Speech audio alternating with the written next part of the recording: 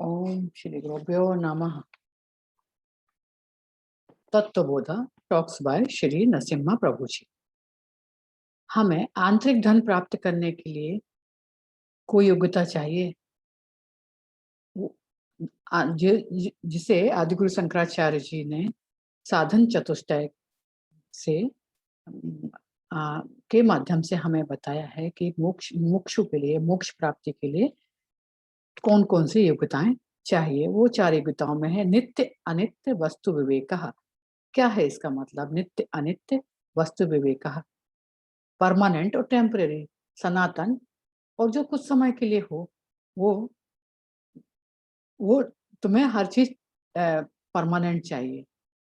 सब परमानेंट प्राप्त करने के लिए तुम जो तुम्हें स्थायी सुख दे सके उसको प्राप्त करने के लिए प्रयास करते हो। तुम लॉन्ग टर्म इन्वेस्टमेंट करते हो जिससे तुम्हें ज्यादा फायदा हो। बिजनेस करते हो लॉन्ग टर्म तुम्हें बेनिफिट दे सके, जो जिससे तुम्हें प्रॉफिट हो। घर खरीदते हो जो लॉन्ग टर्म तुम्हें आराम से रह सको, जिसमें तुम टेम्परेरी टेम्परेरी तुम्हें नहीं चाहिए। टेम्परेरी से तुम्हें नुकसान है, बिजनेस में नुकसान है, इन्वेस्टमेंट में नुकसान है, तो टेम्परेरी तुम्हें नहीं चाहिए होता है। नित्य अनित्य विवेक। लेकिन इस आंतरिक संपत्ति के लिए तुम कोई भी प्रयास नहीं करते हो। इस इसको प्राप्त कर जो तुम्हारा असली नेचर है, तुम्हारा जो सनातन स्वभाव है, जो तुम्हें उसको उसको कोई प्रयास तुम उस आंतरिक संपत्ति को प्राप्त करने के लिए नहीं करते हो। तुम्हें दोस्त चाहिए जो लॉन्ग टर्म के हों, जो थोड़े समय के लिए आए हो चले जाएं, वो नहीं चाहिए। तुम्हें मैरिज चाहिए जो लंबे समय चल सके। सब कुछ तुम्हें स्थायी चाहिए। क्यों? क्योंकि तुम्हें सुख चाहिए। तुम्हें कष्ट नहीं चाहिए जीवन में, तुम्हें आनंद चाहिए जीवन में। तुम्हारी लाइफ का उद्देश्य ही क्या है? जीवन का क्या उद्देश्य है? हमें आनंद चाहिए। मुझे दुख नहीं चाहिए, मुझे संघर्ष नहीं चाहिए, मुझे तनाव नहीं चाहिए। तो जीवन में इसी को प्राप्त करने के लिए तुम कुछ ना कुछ उद्देश्य, लेकिन जीवन का उद्देश्य क्या है, पर्पस क्या है लाइफ का, उसको तुम अपने गोल से, जो जिसे तुम अचीव करते रहते हो, उद्देश्य, उससे तुम भ्रमित होते हो, उन गोल से भ्रमित होते हो जिसे तुम अचीव करके प्रसन्न होते हो। लेकिन जीवन का पर्पस क्या है, जीवन का उद्देश्य क्या है, ये उद्देश्य, असल उद्देश्य क्या है, ये इसको जाने बगैर, समझ लो तुम्हें तुम्हारा गोल, तुम कहते हो मेरा गोल एक्टर बनने का है, मुझे बहुत अच्छा एक्टर बना, कलाकार बनना है। क्या हुआ कलाकार बनने? कलाकार तुम का उद्देश्य क्या है? तुम्हें पैसा मिलेगा, लेकिन साथ में तनाव भी होगा, संघर्ष भी होगा। लेकिन वो आनंद जिसके लिए तुम बने थे वो आनंद नहीं होगा। तो हैप्पीनेस हैप्पीनेस तो खो गई है, आनंद खो गया। बड़ा बनने से तुम्हें तुम्हारा आनंद खो जाता है। तुम नहीं जानते कि तुम्हारा रियल लाइफ का पर्पस क्या है। बड़ा एक्टर बनने के, बड़ा कलाकार करने के लिए क्या हुआ? संघर्ष हुआ। तुमने तो अपने आनंद के लिए कला, अपना गोल प्राप्त करने के लिए, आनंद के लिए तुम कलाकार बने थे, लेकिन तुम्हें कितना उससे और संघर्ष आ गया। तुम गोल और अपने उद्देश्य में भ्रमित होते हो, गोल और पर्पस में वो भ्रमित होते हो तुम। तुमको अ, गोल और उद्देश्य दोनों को मिक्स कर देते हो। मैं पढ़ाई कर रहा हूँ, मुझे अच्छे मार्क्स चाहिए। ठीक है, तुम पढ़ाई कर रहे हो, अच्छे मार्क्स आ भी गए, थोड़े समय बाद फिर दुखी हो गए, क्योंकि अब है मुझे जॉब की सर्चिंग है, अब मुझे जॉब चाहिए, अच्छा जॉब चाहिए। अब अच्छे जॉब की तलाश हो गई, चलो अच्छा जॉब मिल गया, खुश हो गए। अच्छे जॉब मिलने के बाद, खुश होने के बाद थोड़े समय बाद फिर दुखी हो गए। क्यों? क्योंकि अब मुझे प्रमोशन नहीं है। तो गोल जो तुम, जिसको तुम प्राप्त करते हो, लेकिन वो सुख, जो आनंद, वो स्थायी नहीं होता है। उसकी खुशी थोड़े समय बाद जो चली जाती है। उससे जो तुम्हें आनंद मिलता है, वो आनंद, ऑब्जेक्ट से जो आनंद मिलता है, वो थोड़े समय बाद चला जाता है। तो फिर तुम अपने असली सुख को, अपने असली आनंद को क्यों नहीं खोजते? वो उसको तुम डायरेक्ट क्यों नहीं खोजते हो? तुम जो सचमुच गोल प्राप्त करना चाहते हो, जो सचमुच तुम्हारा उद्देश्य है, उसको तुम डायरेक्ट क्यों नहीं खोज करते हो?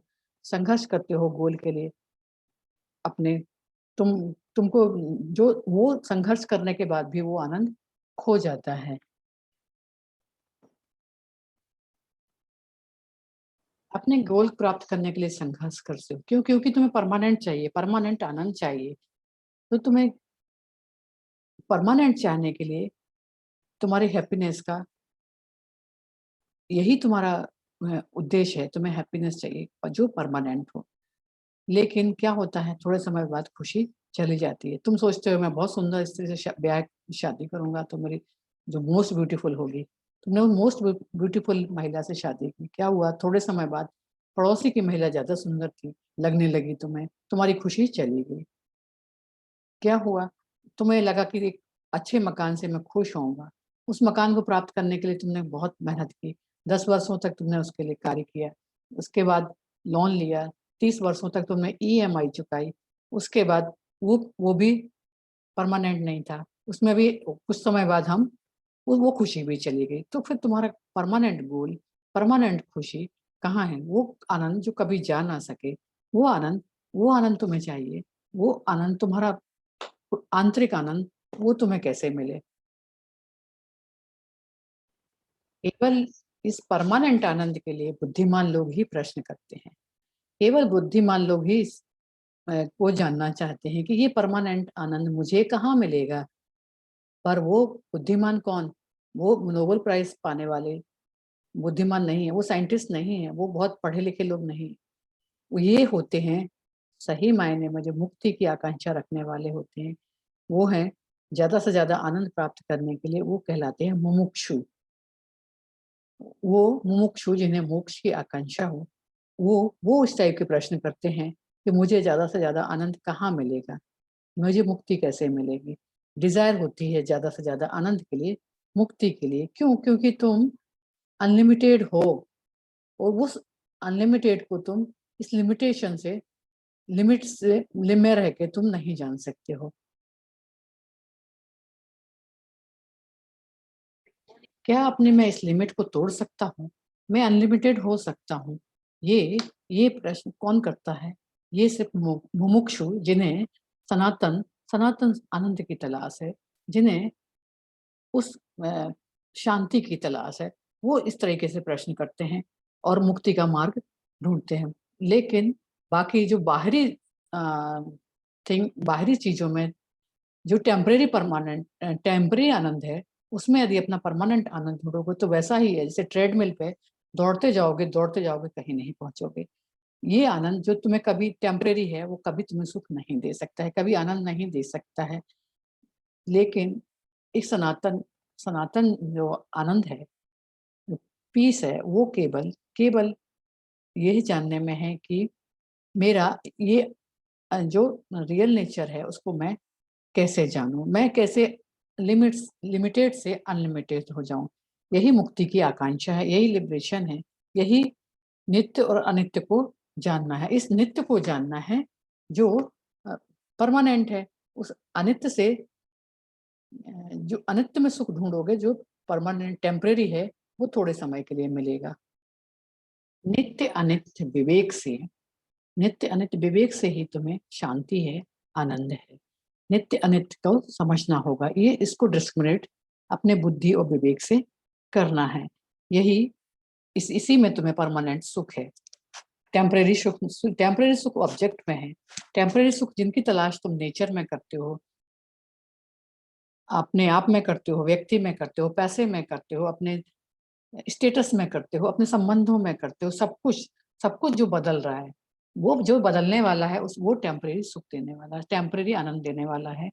जो नहीं बदल रहा है, तुम्हारा तुम्हारा परमानेंट आनंद उसी में है, जो नहीं बदलने वाला है। तुम कहते हो कि कैसे, इसको कैसे समझोगे कि जो नहीं बदल रहा टेम्परेरी क्या है और परमानेंट क्या है? जो कुछ अनंत है, सनातन है, उस सनातन की तुम्हें तलाश है, उस सनातन को तुम्हें आनंद है। तुम क्या, जो बदल रहा है वो ऑब्जेक्ट का अनुभव है। ऑब्जेक्ट, सब्जेक्ट मी, वो नहीं बदलता है। तुम कहते हो कि मुझे जलेबी का स्वाद चाहिए, जलेबी का आनंद, कल कहीं दूसरी जगह गए, वहां से मैसूर पाक ले आए, वो उसका स्वाद लिया तुमने, तो ऑब्जेक्ट का अनुभव तो बदल गया, जलेबी का हो गया, मैसूर पाक का हो गया, लेकिन नहीं बदला तो सब्जेक्ट। सब्जेक्ट मी मैं ये शरीर मन बुद्धि ये भी बदलता है। क्यों? क्योंकि मैं ये शरीर और मन बुद्धि ये भी बदलने वाला है। ये भी परमानेंट नहीं है। सब्जेक्ट मी, शरीर, मन, बुद्धि बदल रहा है। 10 वर्ष पहले मैं कुछ और था, अभी कुछ और हूँ। 10 बरस पहले इस शहर कुछ और था, अभी कुछ और है। लेकिन जो नहीं बदलता है वो है आई, अनचेंजिंग रियलिटी। तो इस अनचेंजिंग रियलिटी जो परमानेंट है और चेंजिंग रियलिटी, तुम्हें कौन-सी शांति चाहिए? ये परमानेंट चाहिए या टेम्परेरी चाहिए? परमानेंट शांति है अनचेंजिंग आई, और टेम्परेरी है जगत की शांति, बाहरी जो वर्ल्ड है, वो टेम्परेरी शांति है, वो तुम्हें चाहिए क्या? तुम ये आनंद जो डीप स्लीप में तुम्हें मिल रहा था, वो आनंद क्या तुम जागृत अवस्था में भी प्राप्त कर सकते हो? अनचेंजिंग रियलिटी जो ट्रुथ है, उसको डीप स्लीप में महसूस करते हो। डीप स्लीप जब वर्ल्ड नहीं होता है, ये शरीर नहीं होता है, मन नहीं होता है, बुद्धि, मन शांत होता है, केवल आनंद होता है। तो उस आनंद को प्राप्त करने के लिए तुम्हें बाकी चीज़ों की ज़रूरत नहीं है। इस जगत में रहते हुए, बाहरी जागृत अवस्था में, संसार के साथ रहते हुए, क्या उस आनंद को आप प्राप्त कर सकते हो? हाँ, तुम कर सकते हो उस आनंद को प्राप्त। केवल अपने विचारों को समझना है, अपने जानना है। इन विचारों के माध्यम से मन में जो बहुत शोर है, बहुत उपद्रव है, विचारों के माध्यम से, इन विचारों को डिस्क्रिमिनेट करके सही विचार क्या है, गलत विचार क्या है, इनके माध्यम से मन शांत होगा। मन शांत होगा तो तुम आनंदित होगे तो तुम जगत में आनंदित होकर रह सकते हो, और ये परमानेंट आनंद तुम्हें जगत में भी मिल सकता है। यही जीवन मुक्त है, यही मुमुक्षु की योग्यता है।